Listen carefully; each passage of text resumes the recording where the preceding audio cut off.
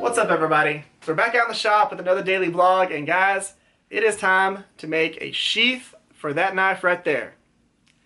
Now, I have a sheath that this fits into. It's this one right here. It is a cool looking little scout carry sheath. Now, it fits into here like this sheath was made for this knife, which is really cool.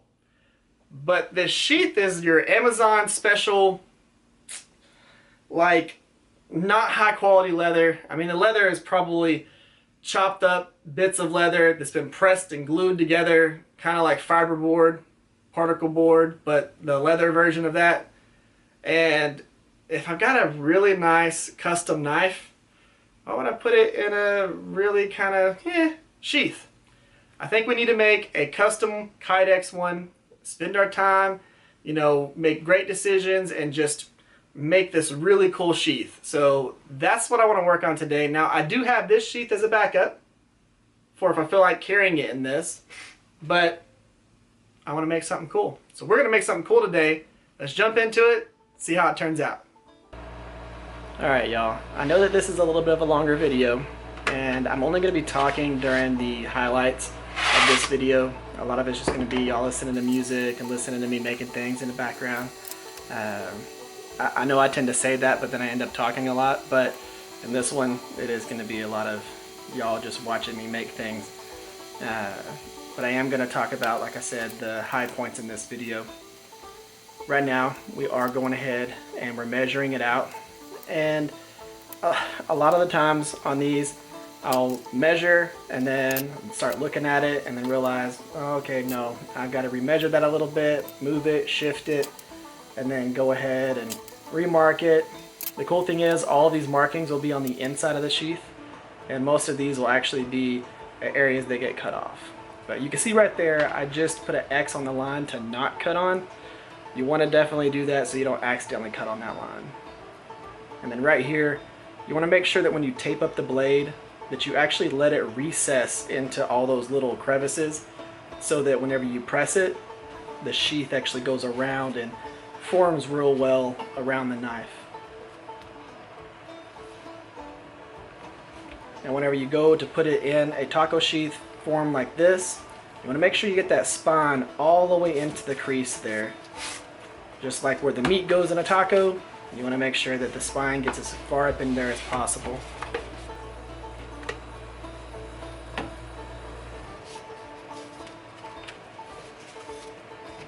You can see on this one that the spine is up there in the crease, but the tip, the drop point, does drop down just a little bit, and that's perfect for what we're going to be doing with this sheath. And I always like to go ahead and draw the outline of the knife so that I know exactly where the knife is at all times, and I don't have to keep looking at the shadowing and stuff like that whenever I'm drawing the way the sheath is going to end up looking.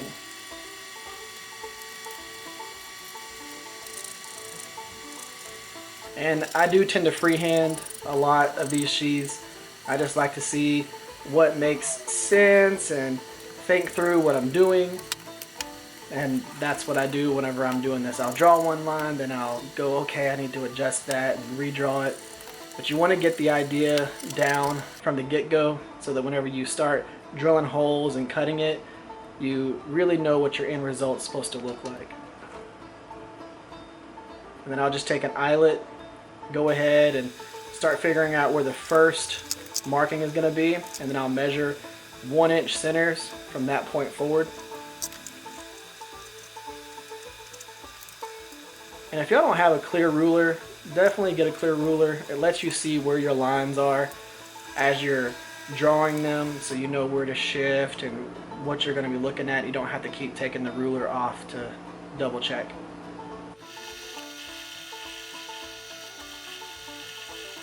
And then here I'm drilling pilot holes so that we can end up doing the step bit to drill the larger holes.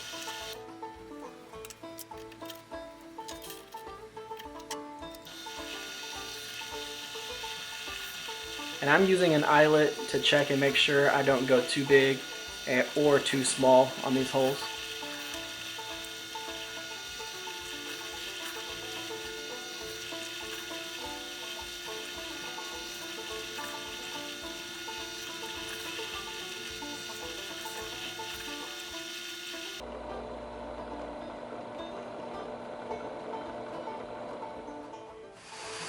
And when you're cutting this out, you want to make sure that you're cutting on the outside of the line that you drew, because you can always sand back to that.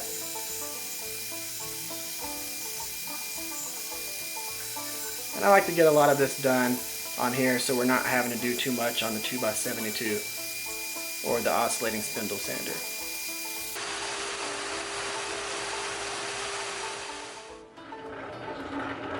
Now these spindle sanders or drum sanders, or even if you have a small wheel attachment, these are great for getting into the little tight areas like where the finger choil is on the knife as well as on the sheath here, and getting a nice smooth edge.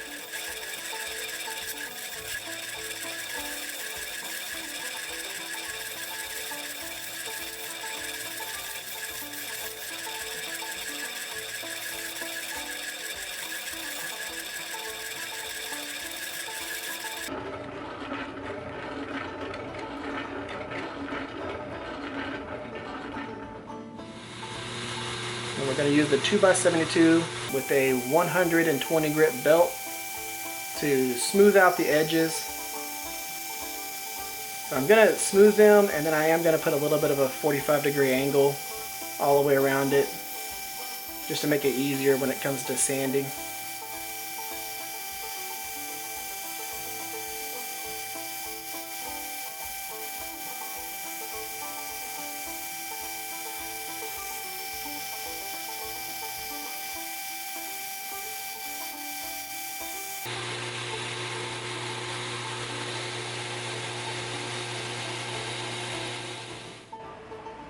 Now we want to go ahead and measure out the overlay, and I'm using Flat Dark Earth Kydex for this overlay.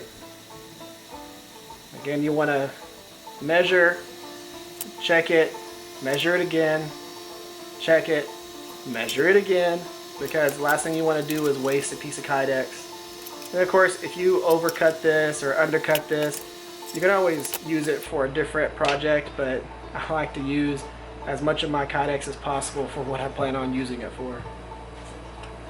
And what we're doing here is we're taking this clear ruler and we're going to use it as our spacer on the overlay for where the hardware is going to end up being mounted, so that it spaces that piece just a little bit away from the sheath, so when you put the hardware on the back side of the overlay, it has an area for it. And whenever I did this the first time, the tape moved. I will figure out a different system for this, but this is what I needed in the moment. And it ended up working out real well.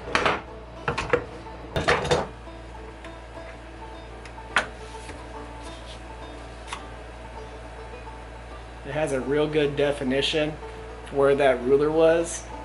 It kind of amazes me because I didn't know how it was going to work out, but this is definitely cool.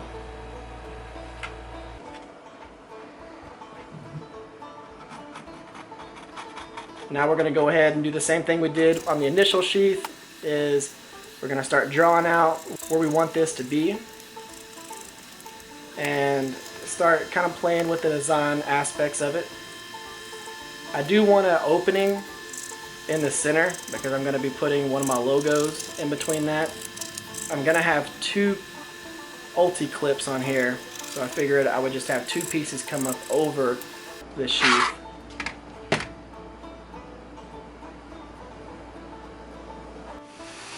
Again, we cut on the outside of the line.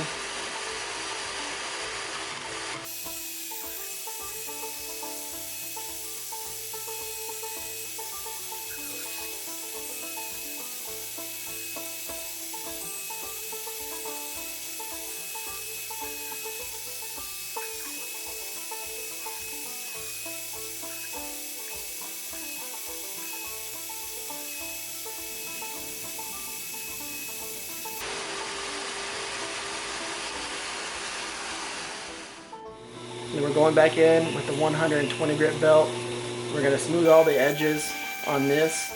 And I did use my 1x30 on the centerpiece where it was smaller, because you can't fit a 2x72 in there.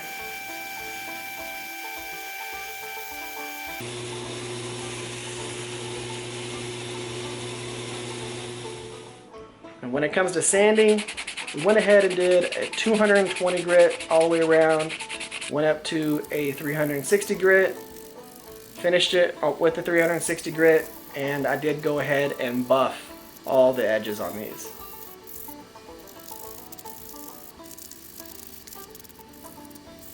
Sanding the edges and buffing them gives you a real good finished product. So if you're thinking about getting into this, just make sure you're working on your finish work.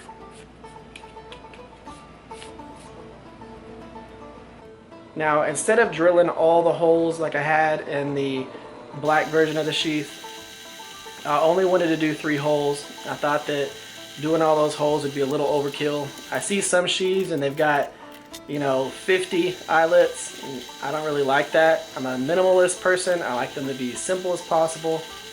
So that's why I went this route. And when it comes to the eyelets, we're only going to put one on the 2 end holes, because we're going to end up using screwed hardware on the rest of them. And right here, we're going to adjust the retention on the sheath. So I don't want this knife to have its retention on the ricasso or the sharpening choil area. I want it to have its retention on the handle itself, so that the sheath isn't messing with the finish of the knife. So we took the retention off of that. Now we're going to go ahead and add the thumb rest. And then once we do the thumb rest, we're going to go in and we're going to actually put the retention where I want it to be on the knife. And that's what I'm doing right here.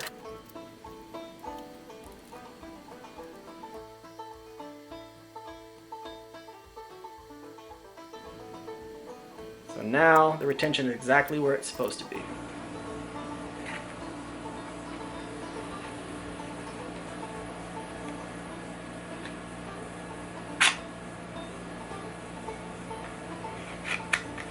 And I did drill these holes to fit these hardware exactly so they pop into place. And I trimmed them back to where they're the thickness of the Kydex itself.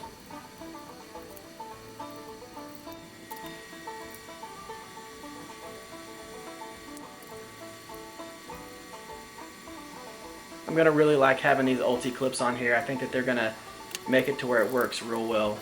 And you see me fighting the Kydex here thinking, wow, why is this so tight? Well, it's because it was on backwards. The front was at the back and the back was at the front. Yep. So I readjusted it and turned it the right way around.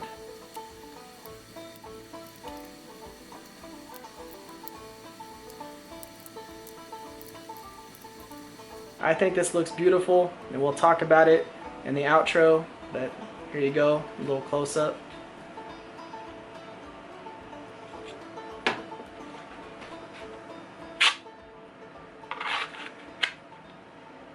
Alright guys, let's go ahead and wrap up today's daily vlog and check this out. We got our 2 ulti clips right there. They were shortened so they didn't hang out all weird here. And then we got our flat dark earth over black Kydex. Eyelet down here and right here, and then screw in hardware on the bottom. I love this. You can still see the shape of the knife and the outline of the knife through the overlay. I really like that. But I love it when it clicks into place like that. That is just an awesome, satisfying sound. Now we do have our little thumb rest right here.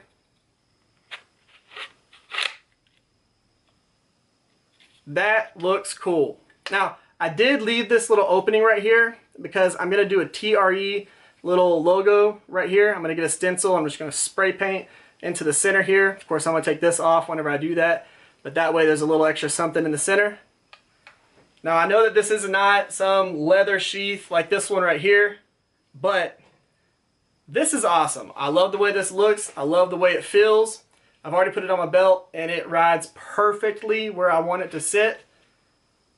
Man, I love this. Whole entire build is just awesome. Guys, y'all tell me what y'all think about it.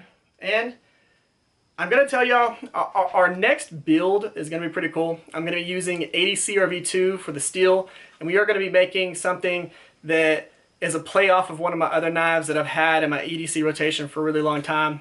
We're not going to copy that knife. We're going to use a little bit of, cues from that knife, but that's about it. And I'm excited about building that one. That's going to be the one that's coming up. Guys, thank y'all for watching these series. Thank y'all for spending y'all's time with me. I'm going to do my best to keep doing these daily vlogs, and we'll see how it goes. I'm going to do them as long as I can and give y'all as much content as possible. I know y'all are really enjoying it, so we're just going to keep it going. Guys, thank y'all for coming by. Thank y'all for checking this out. And remember, we're going to have a giveaway at 10,000 subscribers.